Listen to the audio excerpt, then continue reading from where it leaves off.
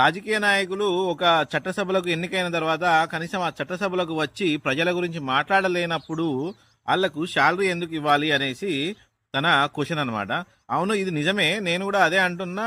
చాలా మంది ఈ రకమైన ప్రశ్న వాళ్ళ మెదడులో ఆ, తిరుగుతూనే ఉంటది. కానీ ఏం చేస్తాం, మనము చట్టసభల్లో లేం కాబట్టి ఏం చేయలేని పరిస్థితి. ఆయన చెప్పింది 100% కరెక్ట్. ఎందుకంటే ఒక కాంట్రాక్ట్ ఎంప్లాయీ కానీ ఏదైనా ఒక చిన్న జీతగాడు ఉంటాడు, తను ఆరోగ్య సమస్యనో ఇంకేదైనా సమస్యల వలన ఒక 4 రోజులు లీవ్ పెడితే తనకు శాలరీలు కట్ చేయడం జరుగుతుందన్నమాట.